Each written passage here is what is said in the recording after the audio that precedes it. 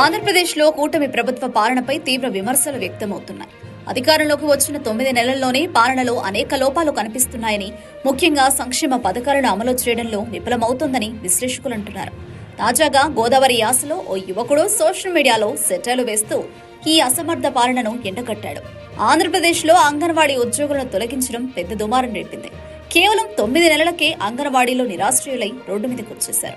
ప్రభుత్వ అస్పష్ట విధానాల కారణంగా వేలాది మంది ఉద్యోగ భద్రత కోల్పోయారు. పవన్ కళ్యాణ్ కోసం తన సీటును త్యాగం చేసిన పిఠాపురం వర్మ చివరికి మోసపోయాడనే ఆరోపణలు వినిపిస్తున్నాయి. జనసేన అధినేత పవన్ కళ్యాణ్ తన ఆత్మీయులను కూడా రాజకీయంగా వాడుకుంటున్నారా అనే అనుమానాలు రాజుకుంటున్నాయి. ఏపీలో ఉద్యోగ భద్రత లేదు అనే అంశాన్ని మరోసారి రుజువు చేస్తూ భారీ సంఖ్యలో కాంట్రాక్టు ఉద్యోగులను తొలగించారు. ఒకవైపు కావాలి జాబు అన్న చంద్రబాబు, మరోవైపు ఉద్యోగులను తొలగించడం ప్రజలు ఆగ్రహం రేపుతోంది. రాబోయే రోజుల్లో ఈ నిరుద్యోగ సమస్య మరింత ముదిరే ప్రమాదం ఉందని విశ్లేషకులు హెచ్చరిస్తున్నారు.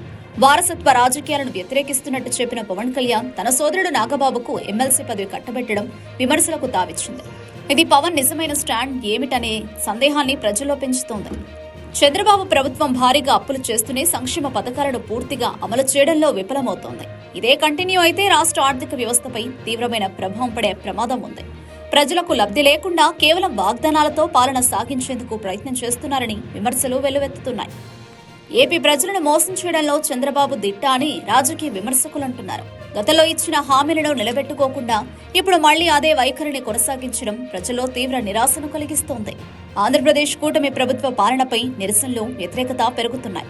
ప్రజల సమస్యలను పరిష్కరించేందుకు ప్రభుత్వం మరింత సమర్థంగా పనిచేయాలని, లేకపోతే వచ్చే ఎన్నికల్లో ప్రజల తీర్పు వేరే విధంగా ఉండొచ్చని రాజకీయ విశ్లేషకులు హెచ్చరిస్తున్నారు. అందరికీ నమస్కారం అండి. నేనండి ఓట్లు అడుక్కునేటప్పుడు అనాలి నేను మీలో ఒకడిని అని, ఓటు దాటాక అనాలి నువ్వెవర్రా అనే టీవీ నుండి ఆదోని ఆదిమూర్తిని మాట్లాడుతున్నా అండి. ఇక గవర్నమెంట్ జాబ్ కొట్టాలంటే రాయాలి గ్రూప్స్, చెప్తా ఇనుకోండి ఆంధ్రాలో లేటెస్ట్ హెడ్ లైన్స్. మరి అధికారం కోసం కట్టారు 3 పార్టీల జోడి, 9 నెలలకే రోడ్డెక్కిన ఆంధ్ర అంగన్వాడీ వర్కర్ల ఆగ్రహ వేడి.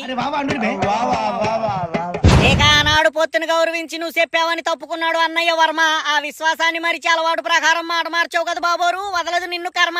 ఇక కాంట్రాక్ట్ కార్మికుల తొలగింపుపై ఉక్కు కార్మికుల ఆందోళనలు. గతంలో ఉక్కు జోలుకొస్తే తొక్కదీస్తా అని వాగి ఇంత జరుగుతున్న ఉలుకు పలుకు లేని ఉపమా మంత్రి వర్యులు. ఇక ఎన్నికల ముందు ఇంటింటికి కావాలంటే ఓ జాబు రావాలి మన బాబు అంటూ ప్రచారం. అధికారంలోకి వచ్చాక తమ అసమర్థ పాలనపై నిరుద్యోగుల విచారం. ఇక ఓ పక్క వారసత్వ రాజకీయాలకు వ్యతిరేకం అంటూ వాగ్దానాలు, మరో పక్క ఉన్న 21 ఎమ్మెల్యేల మద్దతుతో స్నేక్ బాబుకు ఎమ్మెల్సీ పోస్ట్ కట్టబెట్టేందుకు పగ్గాలు. ఇక అందలం ఎక్కేందుకు ముందు వెనక చూసుకోకుండా ఇచ్చారు సూపర్ 6 హామీలు. అవి తీర్చేందుకు ఆంధ్రలో చేస్తున్నారు ఎన్నడూ చెయ్యని అప్పులు. ఇక మోసగాడు అని తెలిసి కూడా పొరపాటున నీకు వేశారు ఓట్లు. మరో 4 ఏళ్లు మాకు తప్పవు నీ వెన్నుపోట్లు.